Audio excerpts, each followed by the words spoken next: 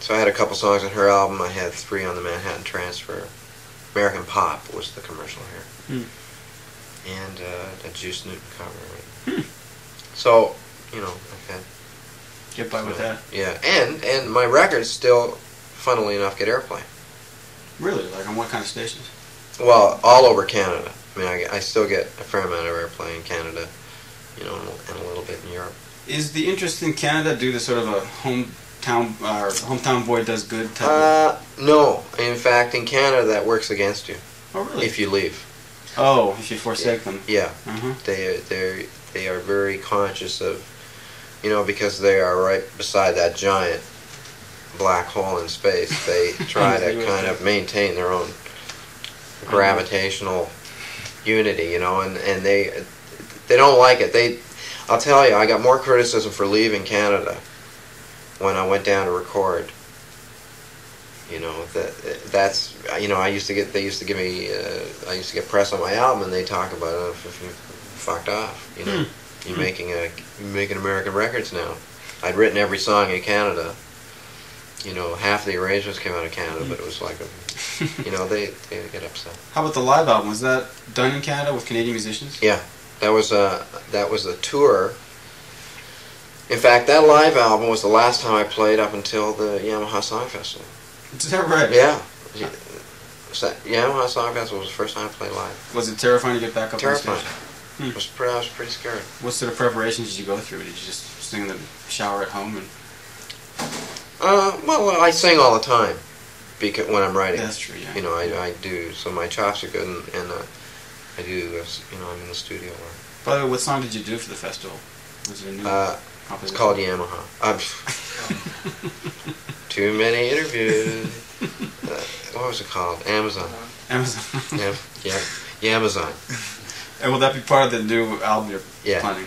Definitely. I see. You know, one thing I was wondering about, ever since I think it was Silk Degrees by Boz Scaggs, there's been a real glut of the promising singer-songwriter album, which usually consists of the guy with, you know, great songwriting chops, good voice, and then he's backed up by, you know, every studio musician in LA and his brother, plus a dynamite producer. I think none of those really went anywhere. It's wrong. It's a doomed formula. Jay Gruska. You know what it is? It's because record companies and managers perceive that as the package, and it's wrong. It was since Silk Degrees, wasn't it? Yeah. Yeah. That's the way I see it. You're exactly right. And in fact, if you'll notice on a lot of those records, a lot of with the exception of Max's, a lot of the same musicians too. Exactly. Well, that's, you know, 2 or 3 years of my life, I went around, you know, to 33-cent bins and record stores and bought all those things, and always take them home and listen to them.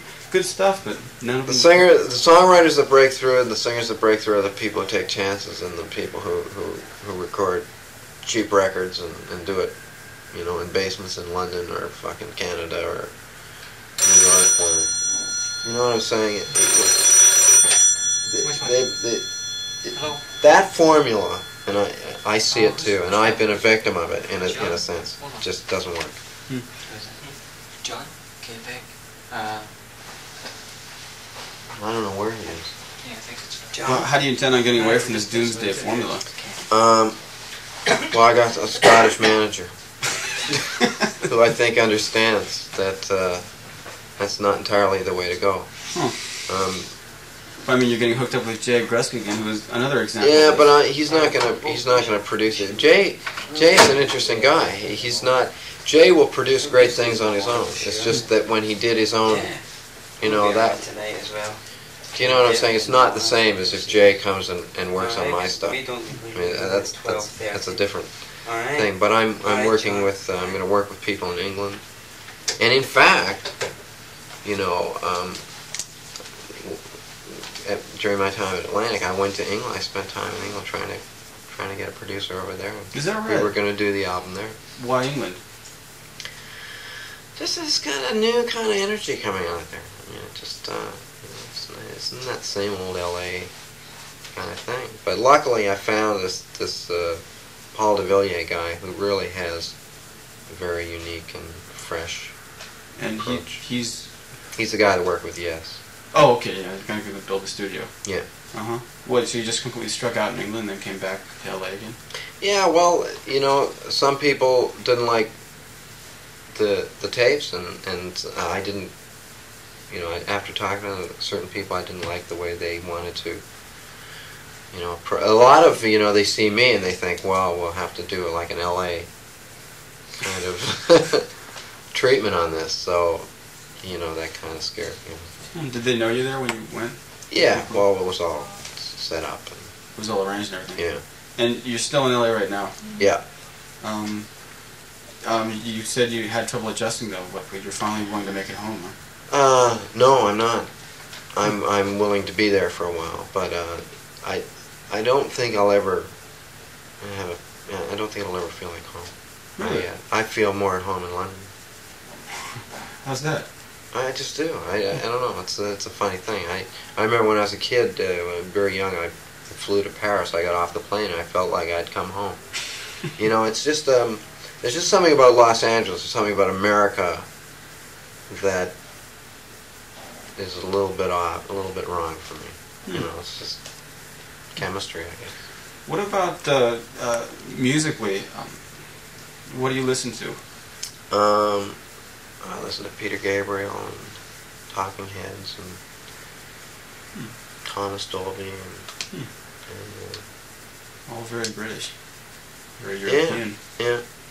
That's what interests me. Yeah, I mean, I think there's new sounds, and you know, I find that LA R&B scene to be constantly boring. Boring.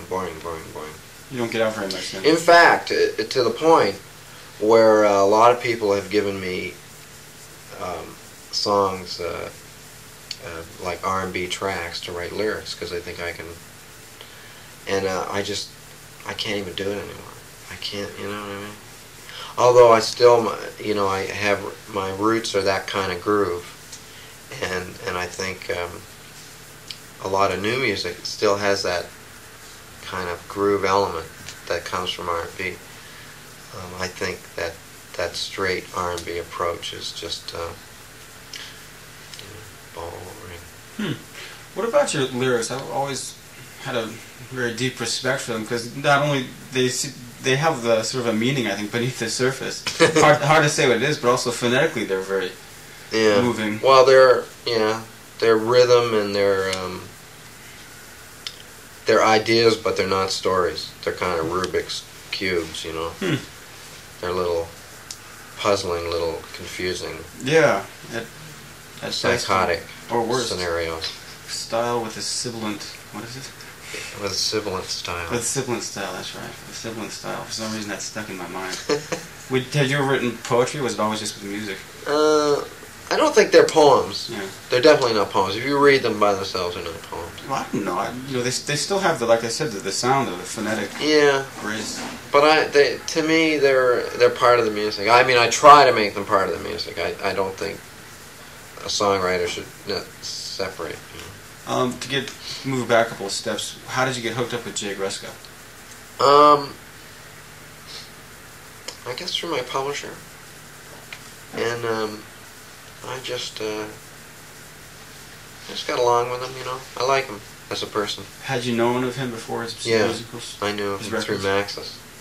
I remember a long time ago, like 74, 75 or something. Yeah, he put out, what, with ABC or something? With ABC? I remember seeing him like Don Kirshner's rock concert one night. That's right. You ever see that? I didn't see it, but he told me a really funny story about that. I can remember like one night they were doing a whole show of Unknowns, and he had like a guitar player with Dynamite, and I said, wow, that guy's incredible. I wonder who that was. Went out and got the album. Huh? Mike Landau. Was it Mike Landau? Oh, is that right? Who's of course, you know, Mr. Studio City these days. Yeah, right. Huh. But anyway, he put out an album at that time, which was a real disappointment. It had 2 Dynamite cuts, and the rest was... Yeah, I think Jay, you know, when he's trying to produce himself, and I think when he's very opinionated and he knows what he wants, because Jay is really a producer. He's not so much an artist, in my opinion, as a producer, and I think he's really, in the records he's made, he's always produced himself. You know, even though there's been other credits, and I think that's very difficult to do. You cite your lack of